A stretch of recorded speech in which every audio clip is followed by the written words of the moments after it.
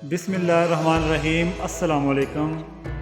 आपको असलम तनोली की तरफ से, असलम तनोली फेसबुक पेज की तरफ से, change in life 786 YouTube channel की तरफ से बहुत बहुत दिली ईद मुबारक। तमाम उम्मत मुसलमान को दिल की गहराइयों से ईद उल फितर मुबारक हो।